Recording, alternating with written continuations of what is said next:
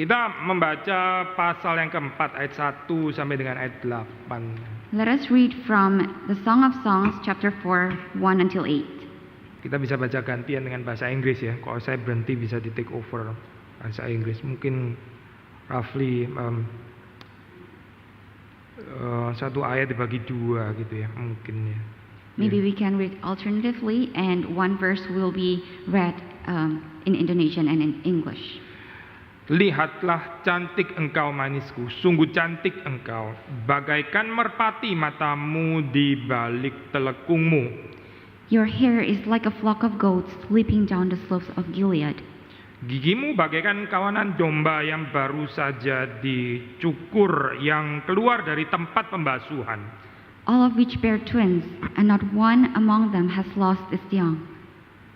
Bagaikan seutas pita kirmisi bibirmu dan elok mulutmu. Your cheeks are like halves of a pomegranate behind your veil. Lehermu seperti menara Daud, dibangun untuk menyimpan senjata. On it hang 1,000 shields, all of them shields of warriors. Seperti dua anak rusa buah dadamu, seperti anak kembar kijang. That graze among the lilies. Sebelum angin senja berembus dan bayang-bayang menghilang, I will go away to the mountain of myrrh and the hill of frankincense. engkau cantik sekali manisku. There is no flaw in you. Turunlah kepadaku dari gunung Libanon, pengantinku. Datanglah kepadaku dari gunung Libanon, turunlah dari puncak Amana. From the peak of Sinner and Hermon, from the dens of lions, from the mountains of leopards. Mari kita masuk dalam doa. Let us pray. Tuhan berkati supaya kami boleh mengerti firman Tuhan. Lord, we pray so that we may understand your word. Kami bersyukur karena Tuhan memberi keindahan di dalam ciptaan-Mu, We give thanks for you have given beauty in your creation, di dalam hubungan cinta antara laki-laki dan perempuan. in the love relationship between a man and a woman. Kami berdoa supaya puisi ini boleh menjadi berkat bagi kami dan Tuhan nolong kami untuk juga bertumbuh.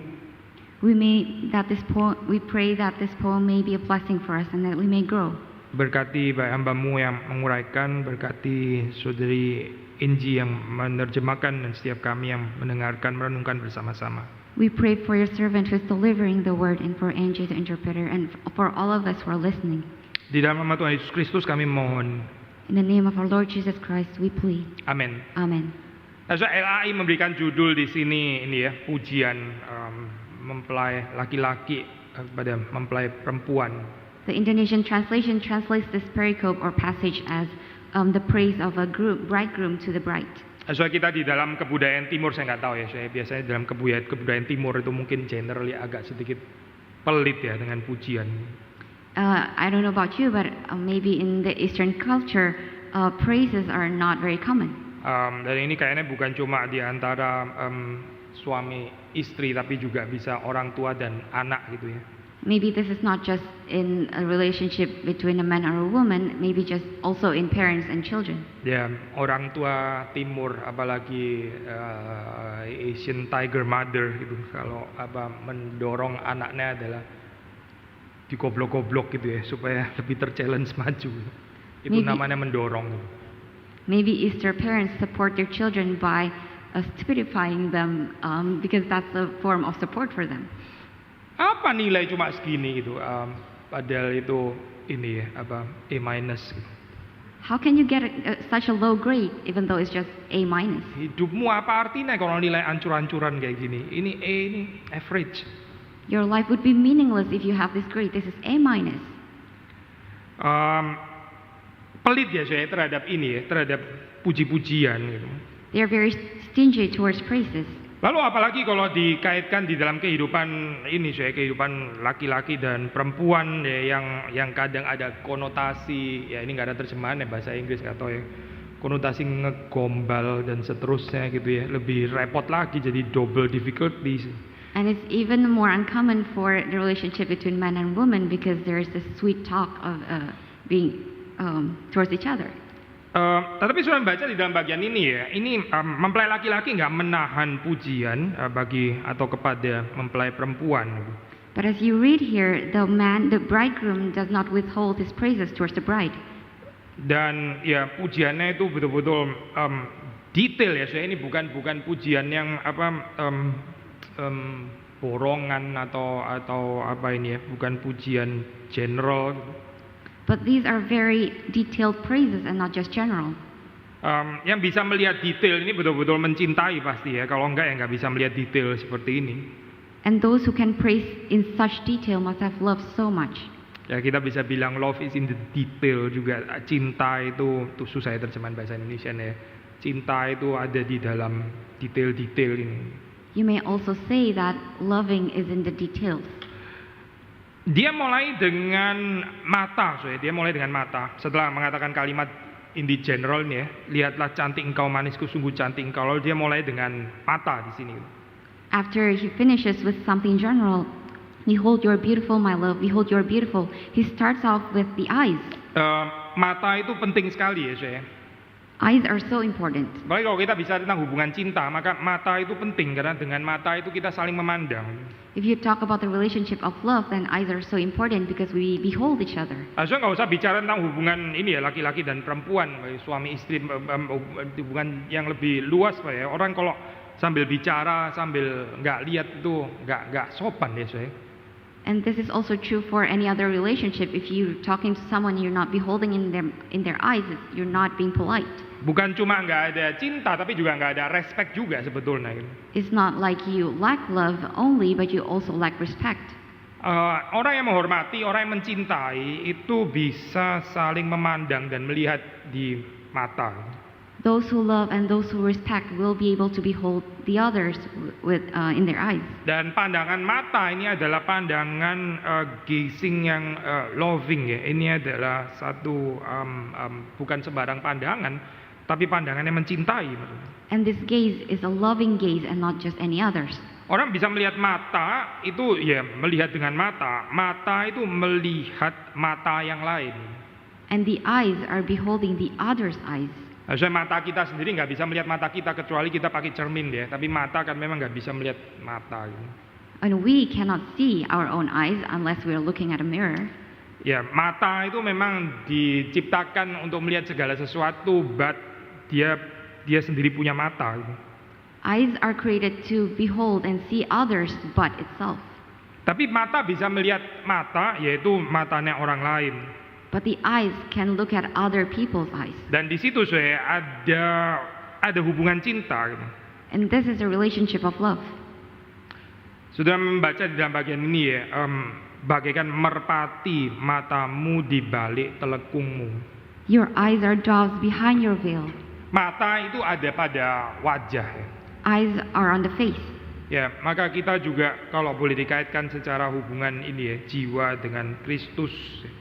Kita juga bisa mengatakan precisely ini ya, saya melihat mata dengan mata, muka dengan muka, mencari wajah Kristus.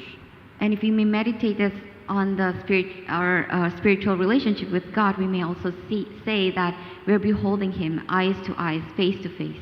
Sebelum kita mencari wajah Kristus, Kristus sudah terlebih dahulu memandang kita. Before we seek His face, He has first looked us on our face. Needless to say, waktu dikatakan tentang pandangan, tentang mata dan sebagainya, di sini tentu artinya bukan reductively hanya di dalam pengertian memandang secara fisikal, apalagi merely sensual, meskipun sensual bisa termasuk ya, dan ini termasuk.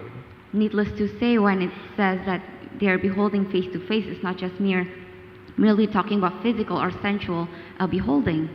Orang yang memandang dengan cinta tentu nggak cuma memandang secara sensual saja. Those who gaze and behold in love does not just behold in the sensual sense. Indeed, di dalam bagian ini ada ini ya kata, saya lupa di dalam ayat keberapa ya. Ayat ke-8 terakhir itu muncul kata pengantinku ya, my bride, itu pertama kali saya muncul di dalam bagian ini.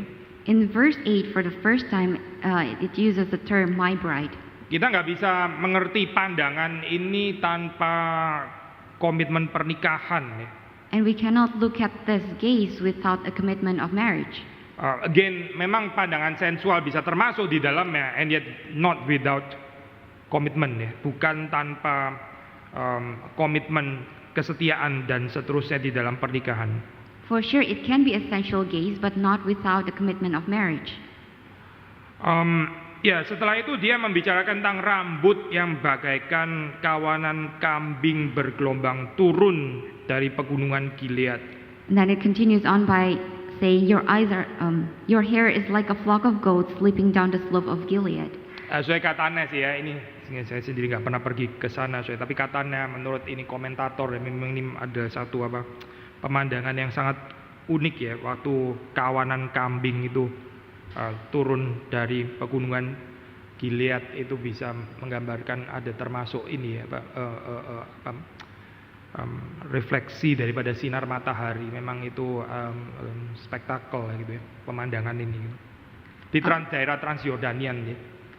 In the Transjordanian, but I've never been there before, it says that when the goats leap down the slopes, it seems as if the sunlight is reflected through the sheep.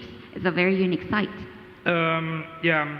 Again, perhaps menggambarkan bahwa ini sang mempelai laki-laki ini adalah gembala gitu. Dia punya kepekaan tentang kawanan kambing. And perhaps it's picturing how the bridegroom is the shepherd and it has a sensitivity towards the goats or the sheep. Tapi mungkin kalau kita boleh tafsir sedikit lebih dalam ya, ini kekagumannya ini bukan tanpa motif shepherding, bukan tanpa pengembalaan. And if I may interpret this further, the awe here is not without the shepherding quality. Seorang gembala ya, waktu melihat kawanan kambing bergelombang turun dari pegunungan Gilead, seorang gembala melihat pemandangan itu dengan seorang turis ya lain kali ya, lain gitu. When a shepherd looks at their goats running down the slopes versus a tourist who looks at the same side, they would mean two different things. Saya kalau di Eropa saya lihat katedral, saya lihat gereja ya. Mungkin juga lain saya dengan turis yang non Kristen gitu misalnya. When I go to Europe and I see these cathedrals, it might mean differently than tourists who are not Christians. Seorang pelukis waktu dia mengunjungi museum mungkin lain kali ya saya dengan orang yang awam sekali dan nggak terlalu mengerti tentang lukisan yang mengunjungi museum gitu. A painter going to a museum, an art museum, and looking at an art may perceive it differently than those who don't. Balik lagi kepada poin ini ya. Kalau turis melihat kawanan kambing bergelombang turun, ya harus cepat-cepat difoto gitu. Going back to our topic, if a tourist looks at goats running down the slopes, we may take a picture quickly. Ya, tergantung fotonya bisa gini ya atau gini. Terserah sih mau yang mana. And it depends, it's either front camera or selfie. Tapi seorang gembala bukan itu kali ya, Syekh. Waktu melihat kawanan kambing bukan itu kali perasaannya gitu. But that's not what a shepherd perceives when he sees that unique sight. Kita juga bisa mengagumi perasaan kita dengan mentalitas turis gitu. And we may also find awe in the mentality of this tourist. Tapi kita juga bisa mengagumi pasangan kita dengan jiwa yang mau mengembalakan. And we may also find awe in our spouses with the mentality of a shepherd. Kita sudah beberapa kali membahas bagian ini, saya ada motif-motif ibadah yang muncul kan ya, motif-motif kultik yang berhubungan dengan Sion, dengan ibadah dan sebagainya gitu ya. And we have many times discussed about this cultic aspect that has something to do with worship. Mengatakan bahwa kebahagiaan ini ya, pernikahan, kebahagiaan hubungan laki-laki dan perempuan ini nggak bisa dipisahkan dari ibadah. Saying that the relationship between a man and a woman is never out of the sense of worship. Nah, kita bisa mengatakan juga dalam bagian ini saya kekaguman daripada mempelai laki-laki itu nggak bisa dipisahkan dari kesetiaannya, ya, komitmennya untuk menggembalakan pasangan. And similarly, the awe from the bridegroom to the bride will not be exempted from this commitment. Setelah bicara tentang mata, setelah bicara tentang rambut, lalu terus kemudian bicara tentang gigi sekarang ya saya. Gigimu bagaikan kawanan domba yang baru saja dicukur yang keluar dari tempat pembasuhan dan seterusnya. After he talks about the eyes and the hair, he began talking about the teeth. Your teeth are like a flock of shorn ewes and so on. Gigi itu urusannya apa ya gitu. And what does the teeth have something to do with anything? Saudara, kalau kita orang modern, kita membicarakan tentang gigi itu saudara yang terbersit pertama di dalam pikiran saudara itu apa? Gitu. In the modern sense, when you hear the word teeth, what comes into your mind? Apa saya kira-kira? Ini bukan PA saya, jadi sudah nggak boleh jawab gitu ya, karena saya dari tempat yang agak tinggi, bukan sejajar.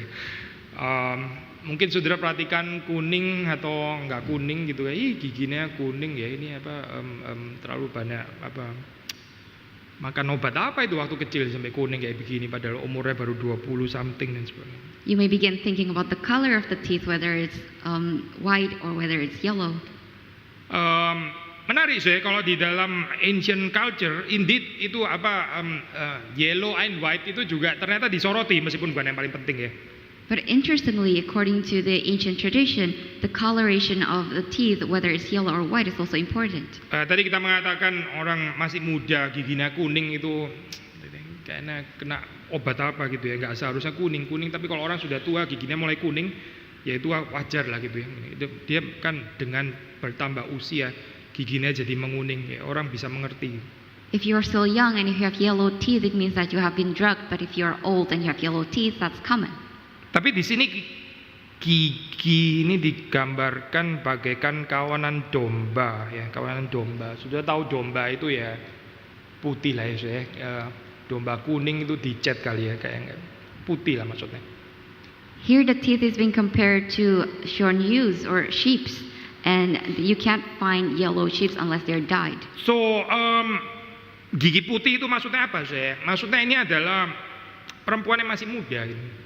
So white teeth, and you can perceive this as the girl being young. Ini adalah satu hubungan cinta yang dimulai sejak dari masa muda ya. Ada certain kemudaan, keceriaan karena giginya masih putih seperti kawanan domba. So this is picturing a love relationship between a young girl and a young boy since they were very young. Ada motif youthfulness di sini ya dengan gigi putih ini. There's a motive of youthfulness and joy in this white teeth. Yang dirujuk ya, bukan maksudnya yang dirujuk itu, at least bukan explicitly keluar tapi dirujuk gitu di dalam perumpamaan ini gitu. Or at least it's being pointed out in this metaphor here. Perhaps yang lebih penting daripada ini ya, youthfulness yaitu gigi itu saya. Orang bisa melihat gigi itu karena orang itu tersenyum. And what's more important than youthfulness is the fact that you can also see someone's teeth if they are smiling. Ya, kita kalau foto kan di bahasa Inggris bilang cheese gitu kan. Orang bilang i itu kan jadi ya, kalau kita tuh keju nggak bisa, itu namanya duckface ya, itu bukan, kita mesti pakai yang i juga, misalnya meringis gitu. Nah, itu oke lah gitu. Mirip dengan cheese gitu. And that's why when we're taking a picture we say cheese so that everyone can see our teeth.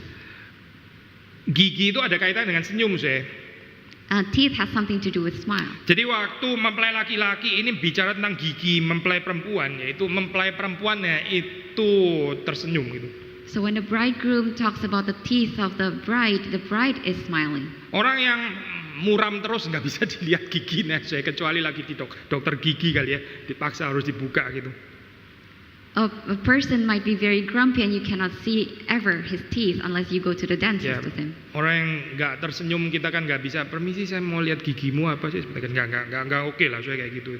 And if a person is like never smiles at all, then you can't behold their teeth. Tapi waktu seseorang itu tersenyum, itu mengundang orang lain untuk menyaksikan giginya. Gigi itu sesuatu yang tertutup ya, dan baru akan revealed waktu orang itu tersenyum gitu. And if someone is smiling, then you reveal the teeth, and you can't do this unless you're smiling. So, mempelai laki-laki ini bukan hanya mengagumi gigi per se in itself gitu ya, tapi dia sedang mengagumi pasangannya yang suka tersenyum sebetulnya. So the bridegroom is not praising this bride for his teeth per se, but also her smile. Pujiannya itu satu pujian yang layak, karena dia memang mempunyai pasangan yang suka tersenyum. And this is a worthy of praise because the spouse likes to smile. Ini bukan pasangan yang tadi muram gitu ya, susah terus atau marah-marah melulu gitu ya. Marah-marah sih juga bisa kelihatan giginya sih gitu ya. Cuma ya ekspresi yang lain lah, gigi yang mau menggigit atau apa gitu. This is not talking about a mournful relationship and it turns to happiness. And previously they were fighting with each other and that they show teeth to each other. Lalu kemudian kita membaca dalam ayat ketiga, dia membicarakan tentang mulut di sini ya, bagaikan seutas pita kirmisi bibir dan mulut di sini ayat 3. And in verse 3 it's talking about the lips and the mouth. Your lips are like scarlet thread and your mouth is lovely. Nah, so kalau kita tadi bicara tentang gigi, kita bisa mengaitkannya dengan the youthfulness, dan lebih penting daripada itu adalah smile. And previously for the teeth you may connect it to youthfulness or even smile. Nah, di sini bibir dan mulut ya, ya again kita nggak perlu jelaskan, pasti ini berhubungan dengan kecupan ya, berhubungan dengan ciuman. And the lips and the mouth, needless to say, it's talking about a kiss. Jangan lupa Kidung Agung ini dimulai dengan itu ya, karena kiranya ia mencium aku dengan kecupan ya, 1 ayat 2. And remember that the Song of Songs begin with chapter 1 verse 2. He greeted me with a kiss. Maka waktu di sini dikatakan tentang bibir, dikatakan tentang mulut ya, ini sangat mengingatkan dengan permulaan dari puisi ini, yaitu 1 ayat yang kedua. So it's talking about lips and mouth. It refers back to chapter 1 verse 2. Ya, di sini kalau kita lihat di dalam bahasa Inggrisnya yaitu ya, your mouth is lovely. Di sini terjemahan Indonesia pakai istilah elok ya. In the English translation, it's translated into your mouth is lovely. So itu di dalam bahasa aslinya itu bisa juga diterjemahkan atau punya nuansa juga fitting ya, fitting, lovely, fitting, seperti pujian yang fitting untuk Allah. Kita baca aja saya Mazmur 33 misalnya. Let's read Psalms 33. Ya, kita membaca Mazmur 33. Psalms 33. Di sini terjemahnya layak ya. Bersorak-soraklah hai orang-orang benar dalam Tuhan, sebab memuji-muji itu layak, fitting ya bagi orang-orang jujur. Shout for joy in the Lord, O you righteous. Praise befits the upright. Apa bahasa Inggrisnya, sorry? Befits. Befits ya, befits, fitting. Again di dalam bahasa asli itu kata yang sama yaitu nave itu lovely, fitting, befits ya.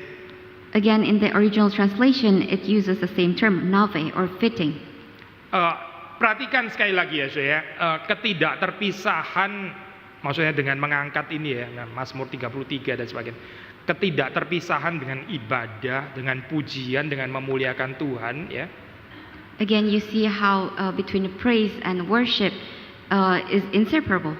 Kita bisa again mungkin secara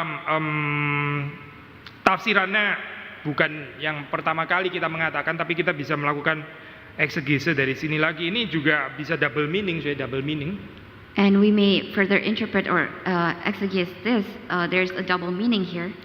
Secara positif kita bisa mengatakan again waktu dikatakan di sini ya elok atau fitting mulutmu ya. Ini berarti membicarakan tentang kekaguman kepada pasangan itu nggak bisa dipisahkan, fully integrated ya dengan pujian kepada Tuhan. Ini satu paket, bukan skizofrenik gitu. And when it says that your mouth is fitting, you cannot separate this from the awe of the bridegroom to the bride cannot be separated with our praise to God. Kekaguman mempelai laki-laki kepada mempelai perempuan ya, ini enggak bentur sama sekali, atau lebih tepat ya, sangat diwarnai dengan kekagumannya di dalam dia memuji Tuhan, kekagumannya kepada Tuhan yang dia ekspresikan di dalam pujian kepada Tuhan. Karena itu dia bisa mengagumi pasangannya. The awe of the bridegroom towards the bride is inseparable and is colored by how he praised God. and it's made manifest through this. Tapi kalau kita tafsir secara negatif, maksudnya certainly bukan ini ya, certainly bukan Kidung Agung, tapi again as a warning, sebagai satu peringatan, ya kekaguman itu bisa bersaing ya, bisa bersaing dengan pujian kepada Tuhan. Maksudnya di dalam pengertian berhala, sekali lagi ya.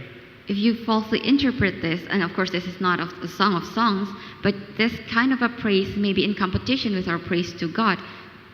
Soalnya kalau kita tafsir bagian ini tentu saja ya, bukan di dalam pengertian yang idolatrous ya, karena penulis daripada Kidung Agung nggak pernah memberikan keterangan redaktorial dengan mengatakan, tetapi pujian itu sangat tidak tepat karena kata itu harusnya ditujukan hanya kepada Tuhan dan bukan kepada istri misalnya. Kan nggak ada soalnya tulisan kayak gitu, nggak ada di sini kok.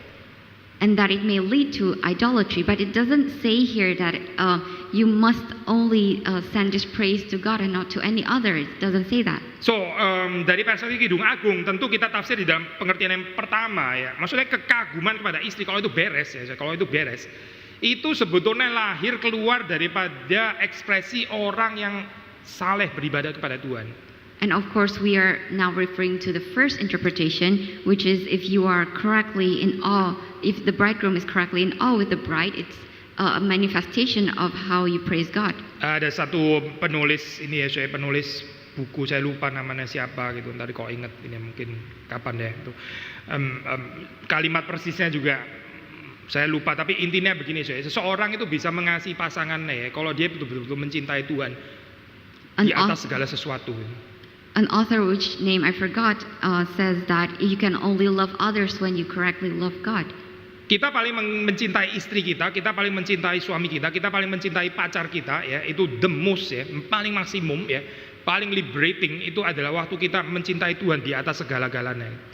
You love your boyfriend, girlfriend, or your spouses most if you can love God Himself. Saya pikir ini juga sejalan ya saya dengan apa yang diajarkan dalam Kidung Agung. Maksudnya kalau kita tafsir bagian ini nih, istilah nave ini ya, istilah fitting, istilah layak atau istilah elok ini ya, nggak bisa terlepas daripada kekagumannya kepada Allah.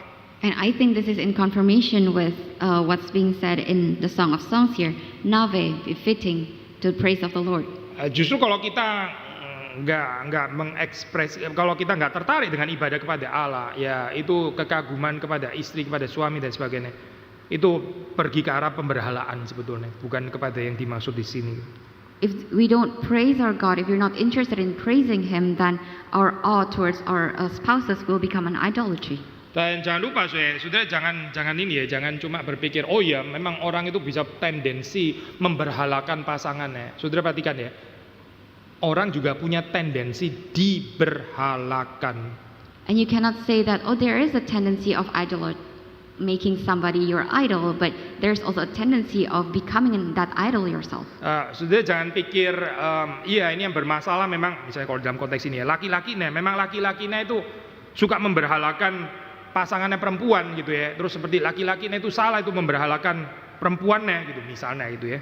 And for example, you may even say that the bridegroom is wrong because he is idolizing the bride. Tapi perempuan yang mau diberhalakan oleh suaminya itu juga perempuan yang problematis ya. But the bride herself who is willing to be idolized by the bridegroom is problematic as well. Ya, jangan cuma melihat satu sisi saja. Orang yang memberhalakan sudah pasti keliru.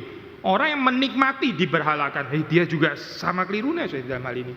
You have to see it in both sides. The person who idolizes someone is wrong, but the person who's being idolized is wrong as well. Seorang pasangan yang benar di hadapan Tuhan ya, itu bisa mengoreksi pasangannya waktu dia cenderung diberhalakan. Harus ada koreksi.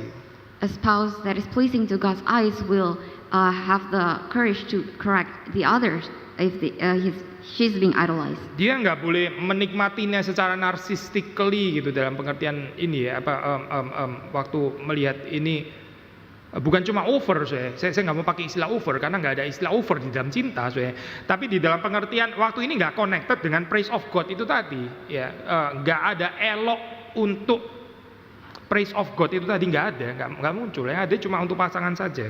And she has to correct it if she's being praised not overly, because there's no such thing as over in love. But if it's not connected to the praise towards God, like earlier said, then she has to correct it. Dan perhatikan saya kalau sudah ini ya Pak membaca, maksudnya seputar ini ya kata asli ini ya nave ini tadi ya. Itu kita bicara yang positif kan ya, fitting befits untuk Allah puji-pujian itu. Tapi juga ada penggunaan negatif ya terhadap kata ini gitu.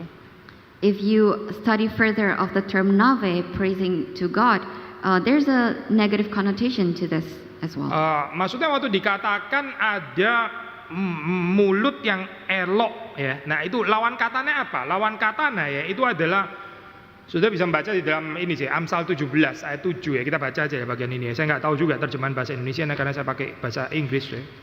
You may also read from Proverbs 17 verse 7. 17 verse 7. Orang bebal tidak layak mengucapkan kata-kata yang bagus, apalagi orang mulia mengucapkan kata-kata dusta.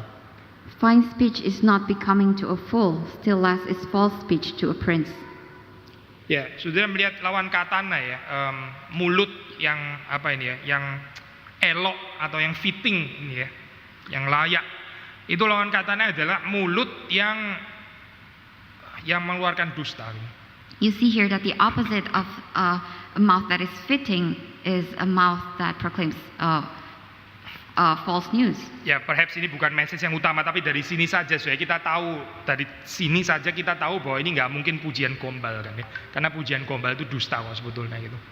And we know that it's not talking about empty sweet talks because it's actually a sin. Waktu dikatakan pujian-pujian ini dikatakan ini keluar daripada mulut yang jujur ya, bukan mulut yang berbohong, bukan mulut yang berdusta. And these praises are from a very truthful mouth and not false speech. Nah, saya perhatikan dalam bahasa Inggris terjemahan bagus juga ya, sudah NG pakai istilah sweet talk gitu ya. Ini sweet talk ini bukan cuma ternyata ya, politically bukan hanya bisa dipakai untuk hubungan ini ya, apa laki-laki perempuan, tapi itu mengambil hati orang dan sebagainya gitu. Tapi ya dalam batasan sweet talk gitu ya, lying lips. And this term of sweet talk is not just reduced to the relationship between a man and a woman, but also in other relationships. Again, lawan katanya adalah ini mulut yang fitting ya, mulut yang tidak berdusta, mulut yang elok, mulut yang lovely. And the opposite is this: it's a mouth that is lovely, a mouth that is fitting, and a mouth that is truthful. Ya, waktu kita bicara tentang mulut ya tentu ada kaitannya juga dengan ini ya speech, dengan perkataan. And when we talk about mouth, of course, there's a connotation with speech as well. Menarik saya di dalam bahasa asli mouth itu midbar ya. Ini bahasa Ibrani itu midbar gitu. In the Hebrew language original translation, speech is midbar. Midbar ya, midbar. Midbar. Lalu ada namanya homonim ya. Homonim itu apa ya kalau bahasa Indonesia? Homonim itu gini saya sama ya, tapi artinya lain. Misal saya kalau dalam bahasa Indonesia itu bisa. Sudah tahu bisa kan ya? Bisa itu bisanya ular. Rumit bener ya ngomong kayak gini. Bisa itu can be poison gitu ya. Bisanya bukan venom ya. Ya sudahlah pakai bisa lah, saya sudah ngerti. Bisa itu dapat diartikan apa? Bisanya ular gitu ya. Tapi bisa juga dapat diartikan dapat gitu ya. Jadi itu kan ya. Gak bisa menghindari pengulangan. Homonim namanya saya itu homonim gitu. And there's this such thing called the homonym, which are two words having the exact same spelling or pronunciation but two different meanings. Midbar ini juga adalah satu kata yang ada homonim ya. Homonim yang lain itu artinya adalah wilderness. Wilderness itu juga midbar saya di dalam bahasa Ibrani. Jadi ini homonim ya. And midbar is actually a homonym to the wilderness as well. It's called also midbar. Apa ya artinya ya? Kenapa ya padang gurun sama mulut kok bisa sama ya ini nih apa? And how could the wilderness and mouth have the same homonym? So karena ini adalah puisi ya, puisi ini bermain-main dengan ini itu ya.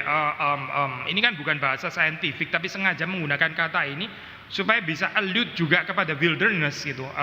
Ini wilderness yang lovely gitu ya. mulut wilderness. Tapi apa sih artinya sebetulnya gitu? And of course, it's because this is a poem and it's not using scientific translations, and so it can allude to the wilderness aspect as well. Nah, so kita tafsirnya jangan keliru ya. Ini jangan ya, mulutmu itu saking garingnya nggak pernah ngomong sampai kayak padang gurun, tahu nggak sih? Lihat bibir lu itu jadi keinget Sahara gitu misalnya ya. Waduh, ini kacau ini. You cannot misinterpret this as when I look at your mouth, I picture a Sahara desert because it's so barren. Arah sebaliknya yang betul saya. Yang betul itu adalah arah sebaliknya gitu. Di dalam hidup ini ada padang gurun ya.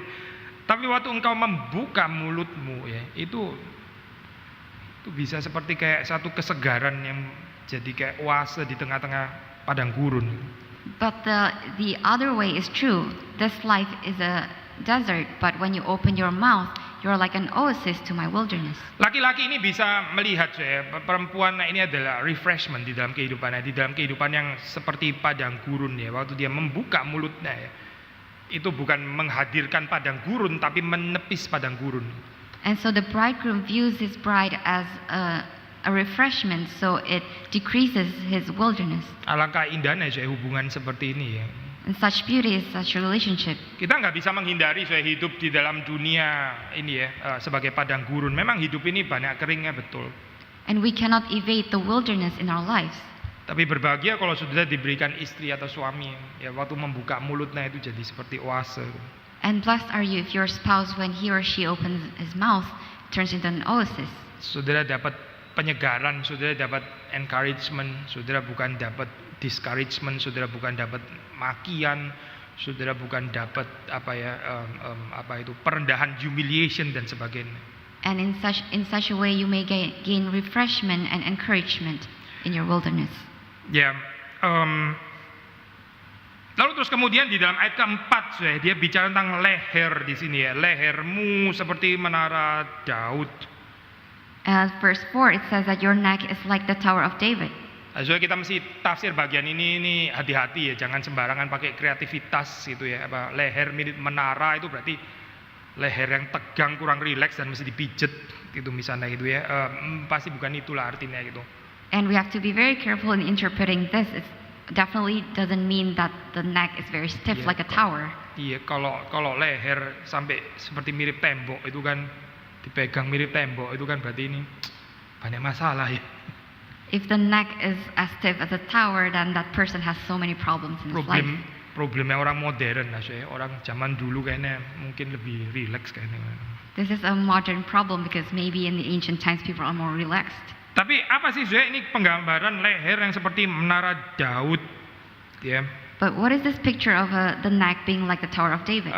Pertama saya mungkin ini ya Pak, gambaran yang kita nggak terlalu familiar ya, itu di dalam zaman dulu itu saya itu long neck ya, ini leher yang panjang, bukan sepanjang jerapah tentunya. Leher yang panjang itu dianggap sebagai ini ya saya, ideal beauty gitu. Long and graceful ya, itu neck yang panjang. And maybe we can't relate to this in the modern time, but back then, long necks are considered very graceful and it's a standard of beauty. Di Mesir saya misalnya itu, di Mesir itu ideal saya gambarnya. In Egypt, for example, it was ideal. Ada ini saya, ada satu bust ya, itu Nefertiti bust itu ada di Neues Museum ya di Berlin, disimpan di sana, termasuk salah satu penting ya di sana gitu. Itu menggambarkan ini ya Pak, Nefertiti. Sudah tahu Nefertiti kan terkenal sekali. Dia ada busnya gitu. Boleh ditampilkan nggak ya? This is Nefertiti. This is a very graceful statue in the museum. Ya, ini ya gambaran wanita yang dianggap ideal, penggambaran seperti ini. Sudah melihat lehernya panjang ya, lehernya panjang gitu. Ini ideal beauty di dalam zaman dulu gitu. This is a picture of ideal beauty at that time. Ya, sudah tahu juga mungkin ada dokumenter yang itu bukan di Mesir ya, tapi di kebudayaan yang lain lagi, orang sampai pasang metal untuk memanjangkan. Ya itu sih ini sih ya, kita nggak melihat beauty lagi sih di situ ya, tapi kita mungkin merasa nggak iba, kenapa kok bisa ada culture seperti itu ya. Tapi di Mesir nggak sampai pakai pemanjang itu sih, enggak ya. Tapi memang gambarannya ya lebih panjang daripada yang yang normal gitu.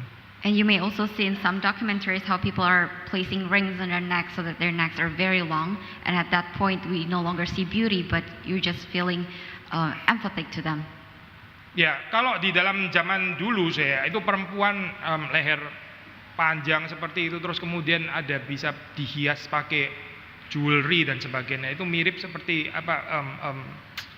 menara Daud, ya itu juga ada di lapis dengan kulit-kulit dan sebagainya. Maksudnya looks indeed very similar ya di dalam hal ini gitu. And at that time, women with very long necks, they may have jewelries around their necks as well, just like the towers, and how they're decorated often with skins of animals. Saya di dalam ini ya khotbah Kidung Agung ini saya banyak memakai tafsiran dari Hess ya, dari Hess. Cuma ada satu bagian bisa di dalam bagian ini saya kurang convince gitu dengan pembahasannya dia gitu.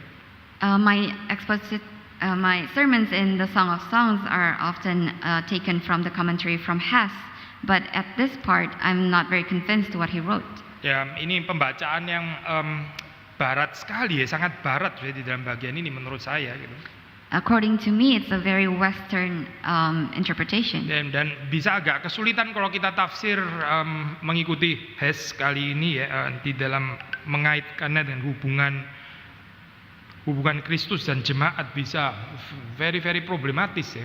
And it's going to be difficult when we take Hess's interpretation here because it affects the relationship between God and His church. Memang Hess nggak pernah bergerak ke arah tafsiran alegoris sama sekali sih setahu saya gitu ya. Itu kan tafsiran dianggap sudah zaman lampau gitu.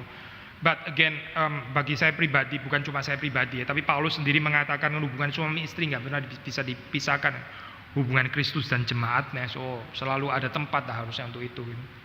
And of course, Hess has never interpreted allegorithmically, but we cannot exempt the relationship between God and His church or congregants. Tapi apa sih tafsirannya Hess? Ya, Hess mengatakan seperti ini saya. Ini kan perempuan ya, perempuan yang long neck dengan ada jewelry dan sebagainya. Terus gambaran imagery martial ini ya, maksudnya menara Daud dibangun menyimpan senjata dan sebagainya, ada perisai, para pahlawan dan sebagainya. Ini ada konotasi defense ya, ada konotasi defense dan sekuritas. And Hess says that the fact that the neck is being compared to the tower means that there's a defense in here and a security. Ya, ini kan again ya, di barat ada certain sensitivity ini kan ya, saya. Perempuan jangan dipermainkan, perempuan juga boleh belajar bela diri gitu ya. Perempuan harus punya security-nya sendiri, nggak boleh helpless dan sebagainya. Karena memang seringkali dipermainkan sih. Mungkin di timur bisa jadi sih kita kurang peka terhadap hal ini ya. And this is a very Western interpretation because they are very emphasizing on defense and security of women and how women must be able to defend themselves against the danger of the world. Jadi Hess terus kemudian melanjutkan menurut dia ini ya, gambaran adornment hiasan-hiasan jewelry di neck yang panjang itu menggambarkan, saya kutip ya, her own security and perhaps wealth. Her own security and perhaps wealth. Jadi menggambarkan keamanannya dia ya, dan karena defense kan seperti menara Daud, dan mungkin juga kekayaan karena dia mampu untuk beli itu. And Hess, as I quote here, he says that it resembles her security and also wealth, so she can provide for herself as well. Ini nggak cocok ya saya kalau kita kaitkan dengan Kristus dan jiwa, Kristus dan jemaat gitu. Masa Kristus menghampiri kita juga ada our own security loh. Jangan lupa kita juga ada certain wealth. We are not spiritually bankrupt. Jangan salah ya gitu. Wah kayaknya kacau balau ya saya ini. And we cannot connect this to our relationship between God and His church, because if God comes to us and we say we have our own security, we can provide for ourselves, it's going to be problematic. Hati-hati ya dengan mau elevate perempuan ya karena sudah terlalu sering di abuse atau apa, betul sih itu misoginis dan sebagainya ya. Itu problematis sih pasti gitu ya. Tapi terus karena ini terus kita elevate sampai setinggi-tingginya sampai perempuan itu punya dignitas, punya her own security, wealth dan sebagainya. Kayak nggak cocok sih ini kalau dikaitkan dengan gambaran Kristus dan jemaat, jadi nggak nyambung semua gitu. Be careful in elevating women in such way just because they have been abused, and now we're elevating them to a degree that is higher than all, and this cannot be connected to the relationship between God and the church. Saudara, perempuan itu being feminine kalau mau dikatakan vulnerable, jangan malu saya dengan atribut itu gitu. Itu atribut yang jujur gitu. Women are feminine when they are vulnerable, and don't be afraid of this. This is a very truthful situation. Saudara jangan ganti, enggak, saya nggak mau dibilang wanita vulnerable. Ayo coba sini, ayo panco sama saya, lu yang kalah. Saya juga bisa jujitsu ya gitu. Ayo coba aja sini gitu, meskipun saya perempuan. Menakutkan kali ya saya kayak gitu, gambaran kayak gitu, penolakan terhadap feminine vulnerability. Apakah itu cara meninggikan wanita seperti itu? You may say that, oh, I'm not vulnerable, you can fight with me and I will win. This is not a feminine vulnerability. Ya, Hess masih melanjutkan ini bicara tentang berarti kalau laki-laki ini very western bagian ini ya, mau approach perempuan ya, harus tahu dia itu approach saya kutip ya, from a position of equality. Western banget kan dia ya. From a position of equality rather than subordinating her. Wah. And quoting Hess on this part, he says that when a man approaches a woman, it has to be according to the mentality that the woman is secure and not in the mentality of subordination. Iya, saya terjemahan bahasa Indonesia nih ya. Ini apa? Jadi kalau seorang laki-laki mau menghampiri perempuan ya, itu harus menghampirinya dari posisi sejajar. Bukan menempatkannya itu di apa ya, di subordin, di apa ya istilahnya itu ya. Secara ordonnya di bawah gitu misalnya ya. Coba saya, ini kalau diterapkan dengan Kristus menghampiri kita mesti in position of equality gimana ya? Dan nggak boleh ada subordination between Kristus dan jemaat. Ini gimana ya ngertinya gitu? And if Christ approaches us in the sense of equality and not in subordination, then how may it be? Western culture itu ini ya saya, penekanan equality-nya itu kita bisa affirm sih ya. Kita bisa mengiyakan equalitas ya. Tapi jadi kehilangan ordo ya di sini gitu. Ekualitasnya nggak ada ordo gitu. We may affirm the equality sense in the Western culture, but not without this order. Tapi di sisi yang lain di Kebudayaan Timur mungkin ada ordo yang nggak ada ekualitasnya, akhirnya jadi hierarchical, patriarkalistik dan akhirnya abusive, kesemena-menaan ya, another problem lah tentu saja gitu. Of course, it's another problem for the Eastern culture to behold or to elevate this order so much and lacks equality. Sebetulnya Alkitab mengatakan dua-duanya ya, ada kesejajaran, iya kesejajaran, ekualitas iya, tapi juga ada ordo, ada ordo. And the Bible, of course, mentions the balance of these two. Of course, there is this order. Ada subordinasi. Kristus waktu inkarnasi itu dia subordin ya kepada Bapa, meskipun ya dia setara konsubstansial dengan Bapa, tapi ada subordinasi di sini. And there is subordination when Christ visits this world. Of course, there is an equality to the Father, to God, but there is also subordination. Ini masih Natal loh, saya masih seputar Natal ya. Gimana kita bisa membuang kisah, cerita, narasi, subordinasi sama sekali ya? Kita kayak nggak percaya Natal dong berarti gitu. We are still celebrating Christmas, and we cannot dismiss the idea of subordination. So ini bagi saya sih rada problematis ya soal tafsiran ini gitu. Lalu apa kalau begitu ya, ini ngomong negatifnya, jadi positifnya apa dong? Kenapa dia pakai leher yang seperti menara Daud dibangun untuk menyimpan senjata dan 1000 perisai tergantung padanya? Apa sih jadi kalau gitu? And so why is the neck compared to the Tower of David, hanging 1,000 shields, all of them shields of warriors? Ya, masih mengutip Hess ya. I think ada penjelasan yang indah yang kita bisa pakai di sini ya. And I'm still quoting Hess, and there's a beautiful quotation that we might cite here. Ini yang saya pikir kita bisa setuju gitu. And I think we can agree on this one. Ya, perempuan itu ya, kalau saya boleh terjemahkan ya di dalam pengertian ini ya, dia itu punya her own free will, choice of love itu ya, ada pada perempuan itu. And women here have the freedom of will, free will. Maksudnya ini dignitasnya perempuan gitu ya, orang-orang bilang, saya udah pakai di Indonesia by the way ya, culture Indonesia, Orang bilang kalau laki-laki itu menang milih ya, perempuan menang nolak gitu ya, perempuan menang nolak. Laki sih memang boleh milih, perempuan nggak boleh milih-milih, kayaknya kurang anggun gitu, apalagi di timur ya.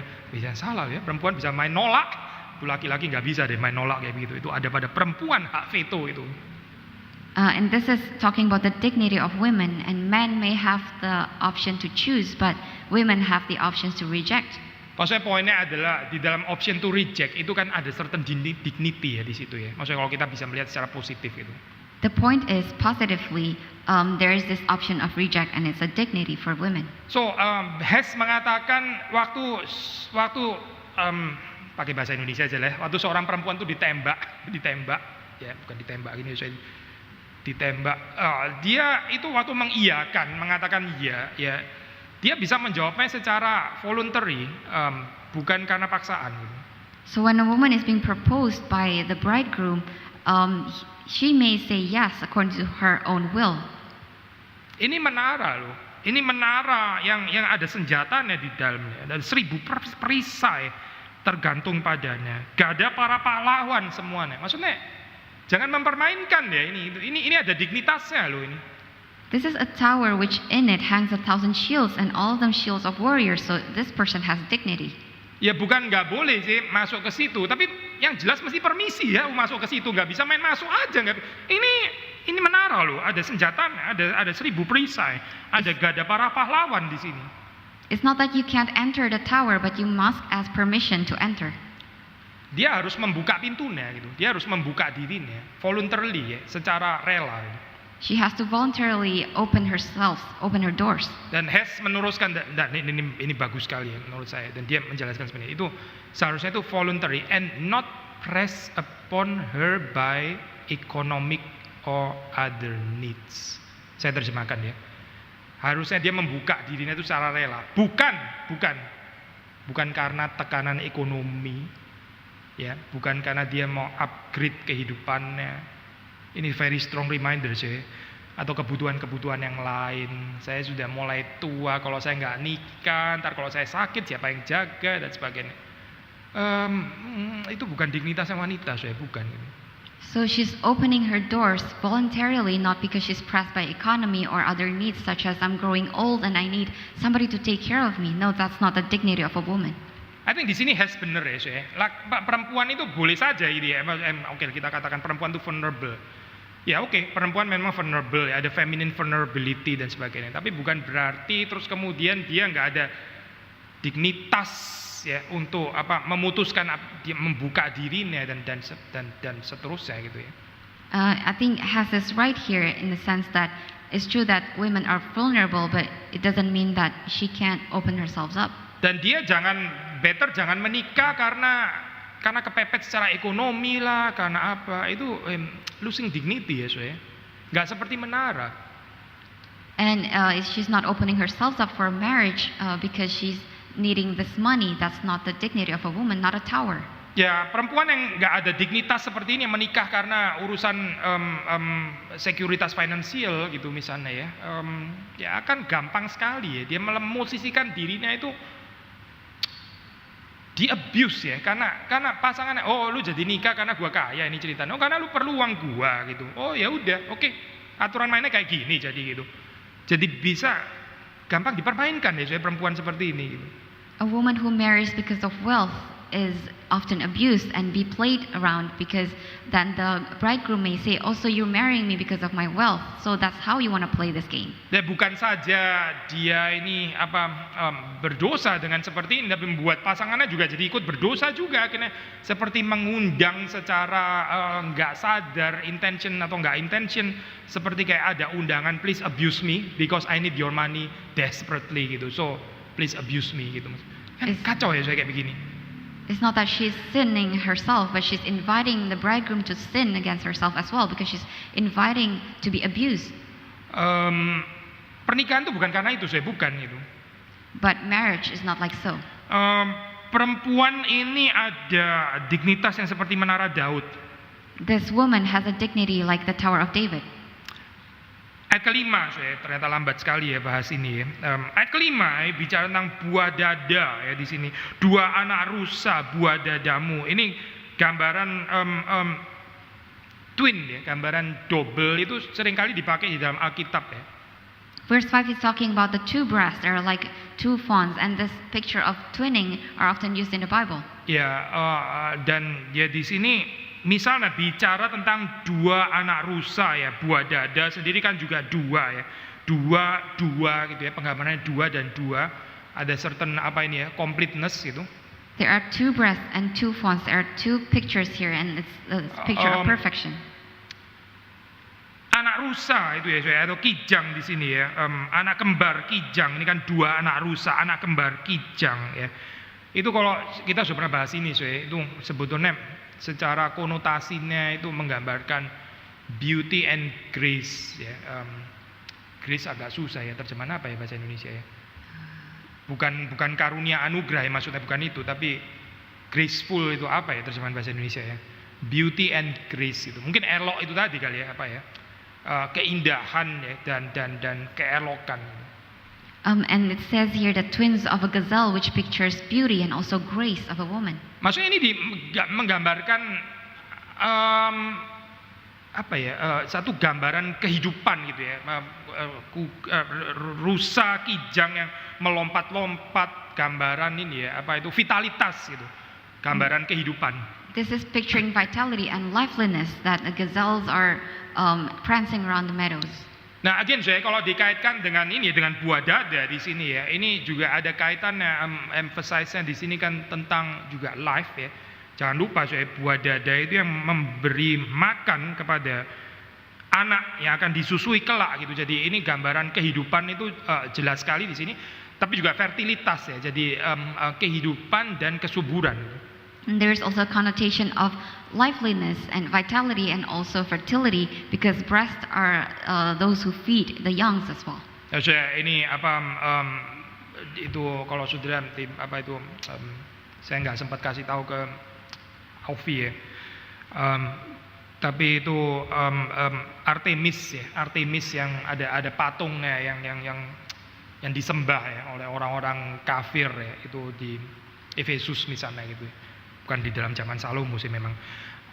Itu kan gambarannya punya banyak buah dada gitu kan ya. Kenapa gambaran karena itu dewi kesuburan ya, fertilitas ya, itu buah dadanya banyak gitu. Maksudnya very very fertile gambarannya.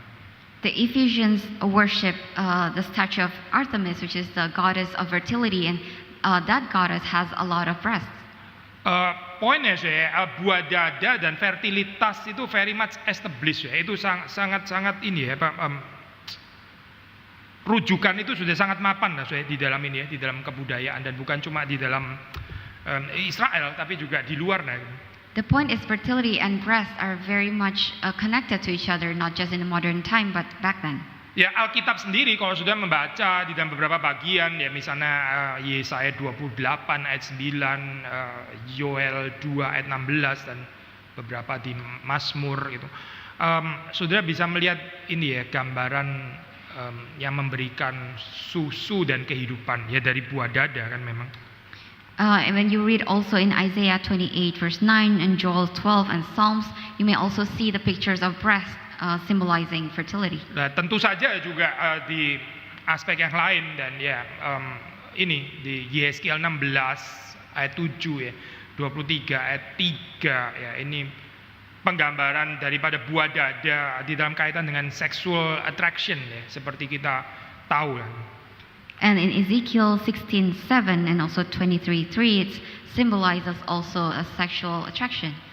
Dengan penggambaran doubling seperti ini ya, saya doubling kan ya, ini jadi komplit, jadi bicara tentang dua anak rusa atau anak kembar kijang dan buah dada yang juga dua, dan masing-masing itu artinya dua, jadi 2 plus 2 ya.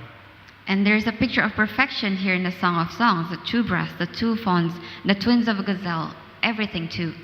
Ya, jadi kita combine di sini ya, seperti anak rusa atau anak kembar kijang, itu kan bicara tentang keindahan dan keelokan, beauty and grace, plus ditambah lagi fertilitas ya, dan kemudahan atau kehidupan ya, vitalitas.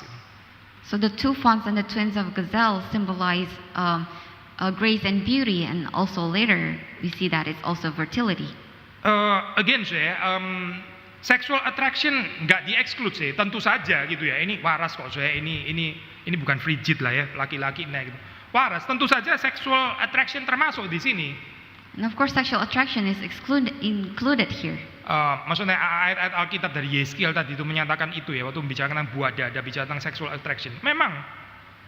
And the book of Ezekiel also says that the breast symbolizes sexual attraction. Tetapi perhatikan ya saya, bukan cuma sexual attraction. Kalau sexual attraction toh itu reduktif namanya gitu. But it's not only sexual attraction. If it's so, it's reductive. Kalau nggak ada sexual attraction ya itu frigid itu tadi gitu ya. Tapi kalau sexual attraction toh ya kayaknya kurang limpah gambarannya gitu.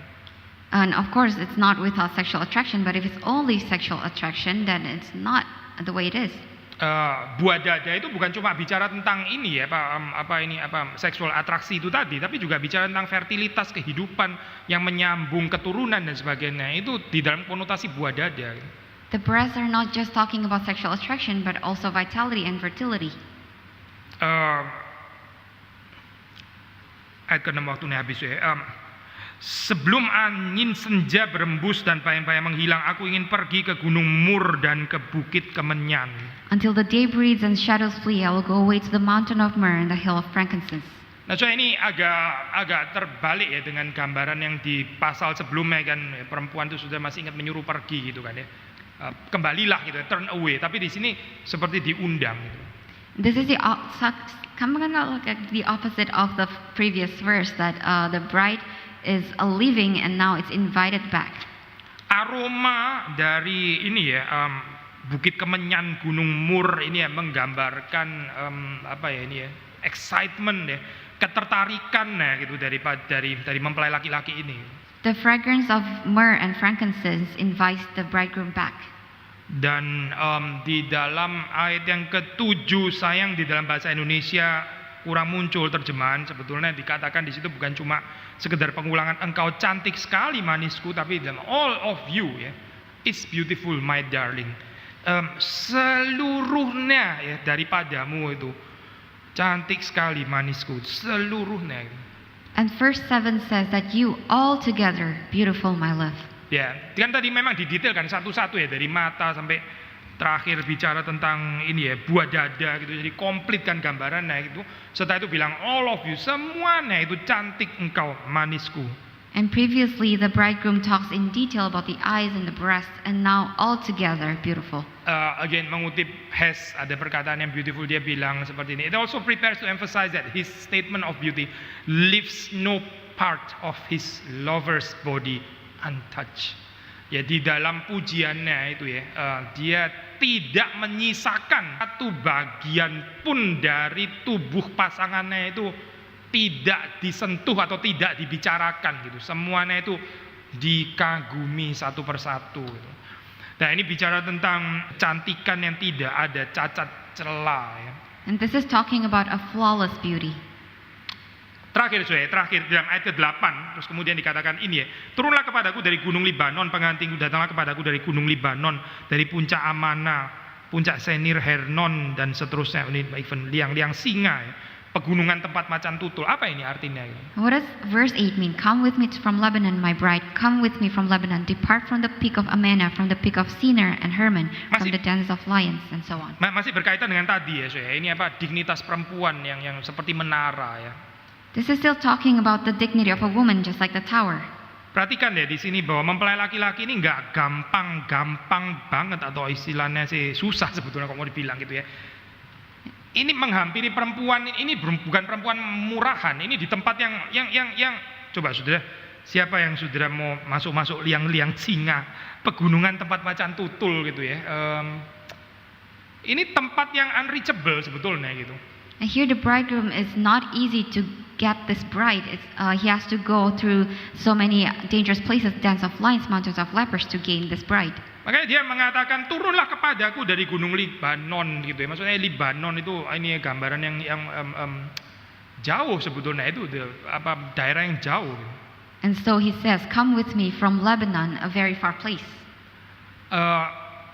Kita nggak bisa main-main dengan hanya sekedar sexual intimacy tanpa ada pernikahan tanpa ada tanpa ada komitmen di dalam marriage. Maka di sini muncul untuk pertama kalinya kata pengantin di sini ayat 8. Ini pertama kalinya bride.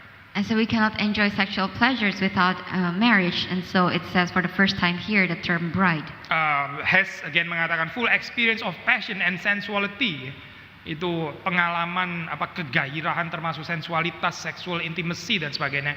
Itu hanya bisa dialami, dirayakan di dalam hubungan cinta pernikahan yang ada komitmen itu, bukan tanpa itu. And Hess is saying that the utmost love that we can experience is in this matrimony. Terakhir waktu di sini dikatakan ini Libanon ini kan ada istilah Libanon.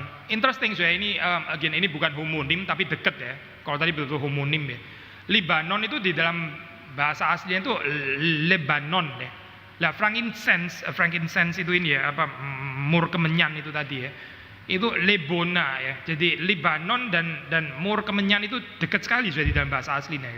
And in the original translation, this is close to homonym, but not exactly like the one previously.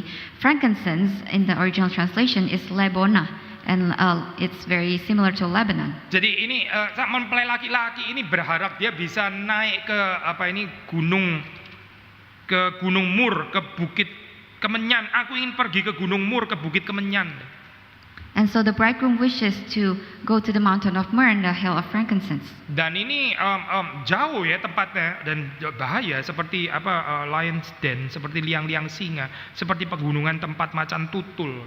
And this is in a faraway place and a very dangerous place of dens of lions and leopards. Ini tempat yang ibaratnya itu jauh sekali dan nggak terhampiri terlalu jauh. This is such a faraway place and it's impossible to go there. Sangat nggak gampang untuk datang ke sana It's so difficult to enter. Tapi apa sih sebenarnya dimaksud ini? But what is it saying here? Hess menafsir dan ini persuasif Ini tidak lain tidak bukan adalah the female's body. Ini adalah tubuh daripada wanita itu sebetulnya maksudnya. And Hess is saying that this is actually the actual body of the woman. Waktu dikatakan tadi gunung Mur, bukit Kemenyan itu aroma itu menggambarkan excitement ini kan pernikahan yang dirayakan termasuk dengan sexual intimacy itu. And the myrrh of the frankincense mentioned earlier is talking about this sexual intimacy. Tetapi again bahwa ini bukan sesuatu yang murahan, bahwa ini bukan sesuatu yang boleh dipermainkan. I think itu jelas sekali di dalam pasal keempat ini. But this is not a cheap one and it's not to be played around. It's very clear here. Perhatikan gambaran menara Daud itu tadi kan Just imagine. Dignitas perempuan. Just imagine the dignity of a woman in the Tower of David. Tapi juga gambaran Libanon yang nun jauh di sana, puncak Amana, Senir Hermon. Hermon itu adalah kalau di daerah Lebanon Selatan itu adalah gunung yang paling tinggi. Itu adalah Hermon. And also picture Lebanon and Sinir and Hermon. Hermon is the highest mountain in the south of Lebanon. Belum lagi gambaran liang-liang singa, pegunungan tempat macan tutul Not to mention the pictures of the dens of lions and mountains of leopards. So mempelai laki-laki ini aware dan dia mengakui, dia acknowledge the sacredness of the female body nggak sembarangan. Ini bukan sesuatu yang dia bisa main-main begitu saja datang anytime you want. Bukan. Ini liang-liang singa. And so the bridegroom acknowledges the sacredness of the body of this woman. He knows that this is the dens of lions. Dan dia melihat dia menantikan pernikahan itu seperti sesuatu yang kayak jauh sekali, tapi sudah kepingin sekali masuk menikmati itu tapi masih ada jarak, dan jaraknya sepertinya nggak bisa ditembus Ini jauh sekali. And he waits for this marriage day. It's as if there's a huge abyss in the middle of this waiting. Ini gambaran yang indah digambarkan secara puitis And this is such a beautiful and poetic imagery. Saudara perhatikan setidaknya gambaran ini ini melawan dua ekstrem. And at least this picture is in opposition with two extremes. Satu adalah gambaran yang excited tadi ini berbaunya dan sebagainya, sangat menarik. Terus kemudian secara murahan meniduri dan bukan lagi liang-liang singa dan sebagainya. tapi terus abusing, ya, memperkosa dan sebagainya. Ini satu ekstrem gitu. This is in opposition with one extreme of excitement that they want to consume that love before marriage and probably rape that woman and abuse that woman. Tapi sisi yang lain ada gambaran yang mungkin highly tanda kutip ya, pietistic, asketik gitu ya. Nggak boleh sentuh, nggak boleh lihat, nggak boleh lebih dari beberapa detik dan sebagainya. Nggak boleh ada imajinasi, nggak boleh ada ketertarikan, nggak boleh. Ini manusia atau robot atau apa nggak jelas gitu. And this is also in opposition with the other extreme that this is quite a highly pious, you may say, of a perspective that you may not touch that woman or see that woman more than a certain seconds. Saudara perhatikan ya, laki-laki ini betul-betul kepingin menghampiri tubuhnya, saya betul. Karena memang tapi ini cuma bisa di dalam pernikahan dan dia melihat ini sebagai satu jarak yang jauh. Betul-betul ingin menghampiri, tapi at the same time dia tahu ini liang-liang singa gitu. The bridegroom wants to approach the woman's body so much, but he knows that there is a dance of lines in between. I think paradoks ini kita juga boleh mengerti kali. Saya poin terakhir dengan hubungan kita dengan Tuhan. And maybe we can understand this paradox in light of our relationship with God. Iya, Tuhan sendiri itu memperlakukan kita itu berharga loh, saya, bukan barang murahan. Kalau dia memperlakukan kita barang murahan, dia nggak akan menebus kita sampai dengan mencurahkan darahnya gitu. God doesn't treat us cheaply. He treats us in worse. Otherwise, He wouldn't sacrifice His life, His blood. Harga yang dibayar itu begitu mahal, saya, untuk masuk, saya pinjam bahasa Kidung Agung ya, ke liang-liang singa itu ya, pegunungan macan tutul. Harga yang dibayar itu begitu mahal. The price he has to pay in order for him to enter the dance of lions is very expensive. Dia bukan menyentuh kita sembarangan, apalagi memperkosa kita. Nggak ada yang diperkosa di sini, nggak ada. He doesn't approach us without our unwillingness, and he doesn't rape us. Dan keinginan Tuhan mengejar kita, ya, itu mencintai kita, memeluk kita, bersama dengan kita, itu nggak perlu diragukan lagi, saya. And His will to approach us and embrace us is great. Memang saya, kita nggak membicarakan hubungan seks di sini ya, tapi saudara perhatikan ya, Natal itu Kristus datang, Allah Sang Logos itu datang dengan tubuh, saya, dengan tubuh. Now, of course, we're not talking about a sexual relationship here, but in Christmas Day, Christ comes to us in flesh. Seperti di dalam pernikahan ini, urusannya kan juga dengan tubuh kan ya. Ini kan bodily intimacy. Kristus datang Natal itu juga dengan tubuh supaya dia bisa hadir bersama-sama dengan kita juga secara tubuh dan bukan cuma roh saja tapi juga secara tubuh. Just like in marital intimacy, He is present with us not just in spiritually but also in flesh. Mari kita menghargai cinta kasih Kristus di dalam kehidupan kita. Let us value the presence of Christ in our lives. Kristus nggak pernah menganggap kita murahan. Christ has never considered us cheap. Mari kita juga tidak menganggap dia murahan cintanya.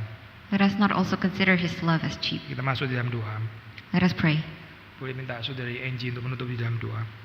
Our Father in heaven, we thank you for the word that you have delivered to us today, Lord. And Lord, through this contemplation of your word, your poems, Lord, may we contemplate more of our relationship and how you have sacrificed so much to get us, Lord. And we pray so that we may value this relationship, value your sacrifice in our lives, Lord. And may we bring this message as we go on our lives every day until we meet again, Lord. In the name of Jesus Christ we pray. Amen. Amen.